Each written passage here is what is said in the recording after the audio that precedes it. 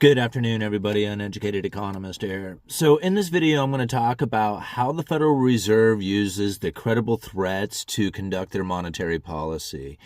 And this is evidence coming straight from the Federal Reserve itself. Now, everything that I am going to read is coming from a Ben Bernanke speech that was given back in 2002. Wow, gosh, it's so long ago. And the other speech is coming from a Richard Clarida. This was May of 2020. I just want to make sure I get those dates right. So the Ben Bernanke speech, and this is one that I have referred to many times, it has pretty much describing within it what was going to take place during the pandemic. Now, it's not described exactly the same, but once you kind of understand what it was that was being said, and then the evidence that is being said again 20 years later, you know that this was very well planned. Now, get this part. Everything that has taken place over basically since the Great Financial Crisis has all been in an effort to cure deflation. It's really important to remember that. Because in Ben Bernanke's speech, he's talking about all the things that one would need to do in order to cure deflation. Listen to this. Curing deflation. Let me start with some general observations about money supply at the zero bound. The zero bound is when the Fed funds rate, this is their monetary policy where lowering interest rates would stimulate the economy, but hitting the lower bound of zero, meaning that dropping interest rates would no longer be an effective tool for stimulating the economy because you hit the lower bound of zero. And it says, let me start with some general observations about monetary policy at the zero bound, sweeping under the rug for a moment some technical operation issues. As I have mentioned, some observers have concluded that when the central bank's policy rates fall to zero, its practical minimum, monetary policy loses its ability to further stimulate aggregate demand and the economy.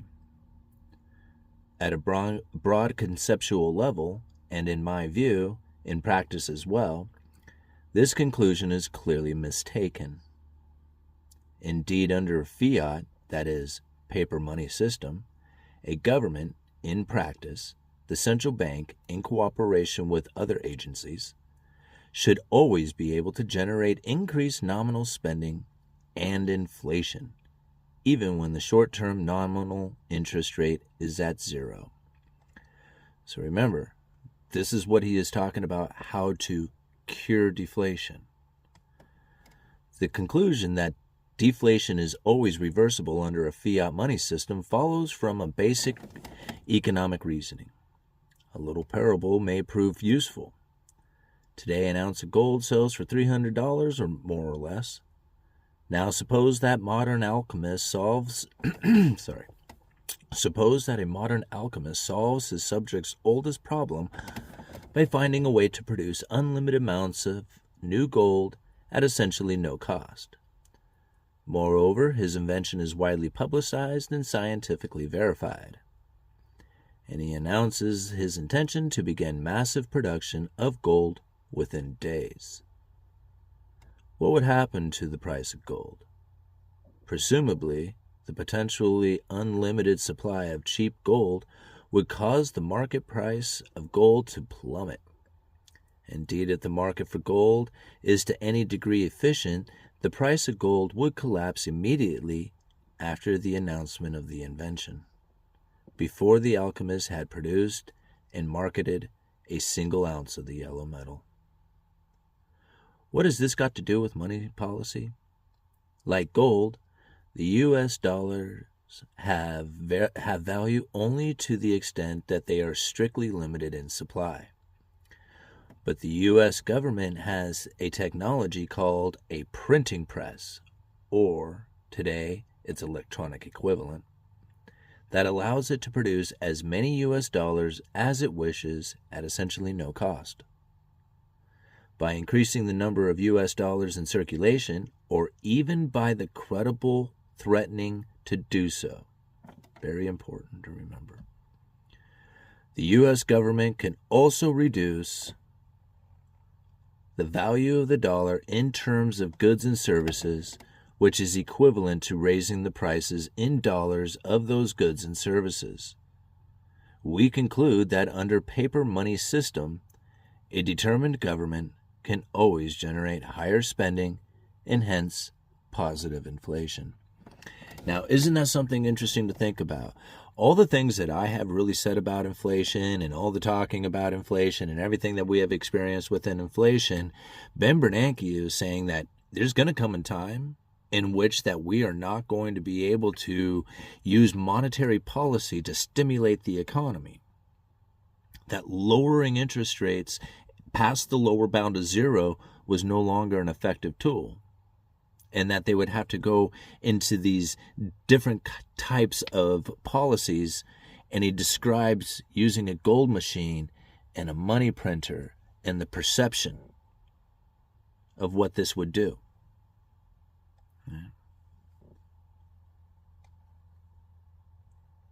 He goes on to say, of course, the U.S. government is not going to print money and distribute it willy-nilly, although, as we will see later, there are practical policies that approximate this behavior. Right. See what's going on? See, this is a speech that was given over 20 years ago. I'm not going to go on too much more into it, but I did want to read just one more spot. When we get down to the bottom, and again, this is all an effort to cure deflation. To repeat, I suspect that operating on rates on long-term treasuries will provide sufficient leverage for the Fed to achieve its goals in a most plausible scenario. If lowering yields on long-dated treasury securities proved inefficient to restart spending, however, the Fed might next consider attempting to influence directly the yields on privately issued securities.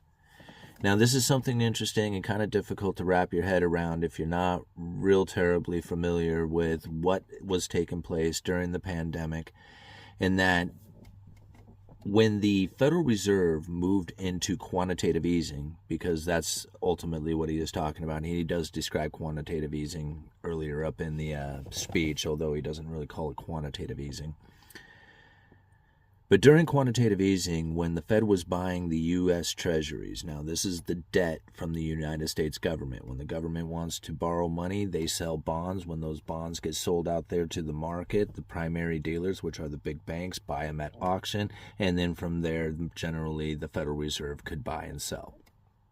But the Federal Reserve buys after the primary dealers have purchased them at auction. But now what was taking place during quantitative easing is that they were buying these treasuries, and it was driving the yields down. Now, the yields fall and the price rise, so yields work inversely to price, and if you're not familiar with the bond, that's kind of a video all on its own. But to understand that when they start buying into the bonds, that's them pulling bonds out of the market. And if there's a demand for these bonds, well, the price goes up, and that's what's driving the yields down. So when the yields go down on these bonds, it really has a big impact on the rest of the economy out there, as the yields themselves are the safe and liquid asset, and everything else after that will be taking on risk. Now, the Federal Reserve can buy these treasuries, buy these bonds, and lower the yields on them, and then kind of put some influence out there into the banking system, which is pretty heavy influence when you think about it. However, directly influencing the corporate market is a little different. Talking about like corporations or just the private yield, or the private bonds, the private securities out there. However, he goes on this to say, unlike some central banks, and barring change to current law, the Fed is relatively restricted in its ability to buy private securities directly. Now, I want you to remember that part right there. Unlike some central banks, and barring changes to current law, the Fed is relatively restricted in its ability to buy private securities directly. So now they can operate within the Treasury market, right? So let me read this again so that we can kind of grasp it again, right? I suspect that operating on rates on long-term treasuries would provide sufficient leverage for the Fed to achieve its goals in the most plausible scenarios. If lowering yields on long-dated treasury securities proved inefficient to restart spending, however, the Fed might next consider attempting to influence directly the yields on privately issued securities. Now, wait a minute. The Fed can't do that, but they're saying if it gets to a point where it may not prove enough, right? Just try dropping the yields on the treasuries, it may not be enough to get that, to get that stimulus out there to the rest of the banking system, and they may need to operate directly within that privately issued debt market. Talking about those corporate bonds. Now, before I continue with this one, which I might just leave it there because I think that's actually good, I'm going to switch over to Richard Clarida. I'm sorry if I mispronounced that name. But this is a speech that was given May of 2020. So this was like 18 years later, right? And it has this to say. Since March 17th, the Federal Reserve Board has announced the establishment of no fewer than 9 new facilities to support the flow of credit to households and businesses. These programs are authorized under emergency lending powers granted to the Fed under Section 13(3) of the Federal Reserve Act and are available only in unusual and exigent circumstances and with the consent of the Secretary of Treasury. I think you will agree that today we face circumstances that are both exigent and unusual. These facilities are supported with money invested by the Department of Treasury, drawing on appropriations of more than $450 billion authorized by the Congress in the CARES Act, for the specific purpose of investing in the Fed's program to sustain the flow of credit to households, firms, and communities during the coronavirus pandemic. With these facilities, we are providing a bridge by stepping in and supporting lending throughout the economy until the recovery takes hold. This is where it gets important. These programs are designed to offer a backstop source of funding to the private sector. Right? Fed said it was illegal to do it, but these are an unusual and exigent circumstance. These programs designed to offer a backstop source of funding to the private sector, and just the announcement that these backstop facilities would soon be launched appears to have bolstered confidence in the capital markets, allowing many companies to finance themselves privately even before the facilities were up and running. You see that? Just the credible threat alone was enough to get these corporations their funding they needed. See, when you follow the Federal Reserve and you think of them as an evil organization, one that's out to hurt you, one that's going to cause your downfall, that's what they're going to do for you. Now, if you go through and you read their speeches and you listen to their words and you block out all the noise and you take it in for yourself, you can start to see exactly what it is that they are trying to do. This is a 20-year-long plan, 18 years anyway, from the time that Ben Bernanke talked about having to have a law or an unusual circumstance. He doesn't say it back then, but he admitted that they weren't going to be able to use it. What was their words exactly? Let me go back and find it. Unlike some central banks and barring changes to current law, the Fed is relatively restricted in its ability to buy private sectors directly.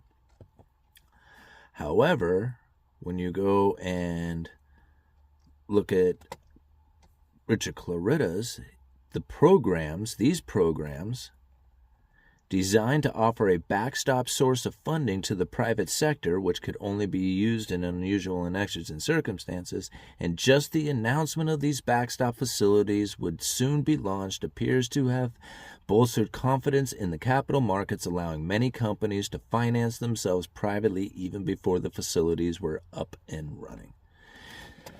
See, this is why I do this. This is why I follow the Federal Reserve's words themselves, and I don't take into consideration somebody who is talking about how they failed, how they don't know what they're doing, how they are flying on the seat of their pants, how they are making decisions on a whim. They are not. This is a very long-dated, methodical plan. Most people don't see it.